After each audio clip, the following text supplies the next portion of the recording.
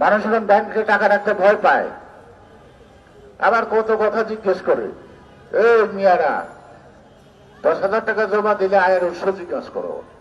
Benzene Ahmad এত টাকা ব্যাংকে জমা দিচ্ছে, সে আয়ের উৎসের খতিয়ান দেখাতে হবে ব্যাংকে, প্রত্যেক ব্যাংকে। সে ফর্ম ফিল আপ করছে কিনা, কোথেকে টাকা সে জমা দিচ্ছে। যান আপনি 10-20 হাজার টাকা লইয়া আপনার নাম লিখতে হবে, বাপের নাম লিখতে হবে, ভোটার আইডি কার্ডের নাম লিখতে হবে, আপনার টাকা কোথায় পাইলেন এটা লিখতে হবে। তাহলে বন্ধু যে শত শত কোটি টাকা ব্যাংকে জমা করলো, তার আয়ের উৎসটা ব্যাংক কর্তৃপক্ষ দিবেন তো, দিবেন কিনা? তা না হলে যতটুকু ব্যাংকে তার অ্যাকাউন্ট আছে, সে ব্যাংক আলাদা ছাড় দেওয়ার কোনো কারণ নেই। সিলন ফ্যামিলি ব্লেন্ডের কড়ালিকার আর সতেজ সাদের পারফেক্ট ব্লেন্ডে স্বপ্নেরা মিলুক টানা। এখন গোপালগঞ্জ মাদারীপুর ভর্তি বলে সব কিনছে, টুঙ্গি করা জমি কিনছে।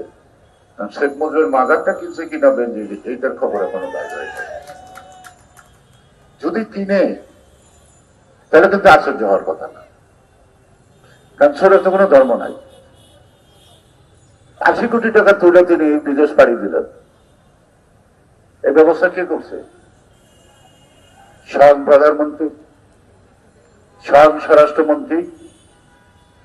আপনাকে তো 2 ঘন্টা আগে রিপোর্টই করতে হয় এয়ারপোর্টে, এবং যদি 2 ঘন্টা আগে রিপোর্ট করে থাকে, ওই জন্য বসা থাকতো, তাহলে তো পাবলিকের কিল খাওয়ার কথা, তাই না? গণকিলে করার কথা না? তার কেউ ভিআইপি যত্নে সুখ করে ডুব করে আলোয় গেল। এখানে কি সরকারের কোনো হাত নাই? তাহলে আপনি বিচার চাইবেন কার কাছে? বিচারকদের কতটুকু ক্ষমতা আছে? বিচার করবো বেঞ্জিদের? আজকে আরেকটা তদন্ত হচ্ছে, সেই তদন্তটা কি? পুরো নাম তো বলতে পারছি কি, আনার হত্যা নাকি? ঝিনাইদহ এমপি, একসময় পূর্ব বাংলা সর্বহারা পার্টি, তারপরে হঠাৎ করে আওয়ামী লীগ হয়ে গেল নাকি? আর আওয়ামী লীগ মানে মুক্তিযোদ্ধা। জন্ম তখন আপনার হোক বা না হোক, তাহলে আপনি মুক্তিযোদ্ধা। এবারেও মুক্তিযুদ্ধের কোটা বাড়াইছে। মুক্তিযুদ্ধ কি ফ্যাক্টরিতে হয় নাকি, প্রোডাকশন হয় নাকি? ডেলি ডেলি সে মুক্তিযুদ্ধদের চাকরিতে কোঠা বাড়াইছে। আর যারা মেধাবী তারা রাস্তায় রাস্তায় ঘুরবো, তাই না? আরেক রাজাকারের পোলা এখন হয়েছে চেয়ারম্যান, এই প্রধানমন্ত্রীর প্রেস সচিব। এটা আমার কথা না, সে নিজে বলছে তার বাবা রাজাকার ছিল, পাকিস্তানের পক্ষে ছিল, এই জন্য ঘৃণা করে। আর যদিও শেখ হাসিনার পক্ষে কথা বলা হয়, এখন শ্রেষ্ঠ মুক্তিযোদ্ধা নাকি? আর বীর শ্রেষ্ঠ কবে হবে জানি না, তো এখন সে শ্রেষ্ঠ মুক্তিযোদ্ধা। এটি হল দেশের অবস্থা, নীতি নৈতিকতা।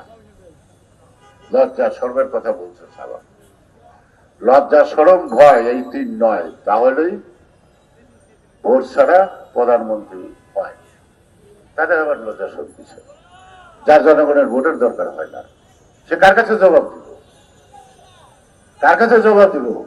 ওই যে প্রতিবেশী দেশ ভারতবর্ষে এবার মোদী টার পাইছে যে নির্বাচন কাকে বলে, কত প্রকার ও কিভাবে নির্বাচন। অর্থাৎ ভারতে এখনো জনগণের হাতে কিছু ক্ষমতা আছে, কিন্তু আমাদের দেশের জনগণের কোনো ক্ষমতা নাই।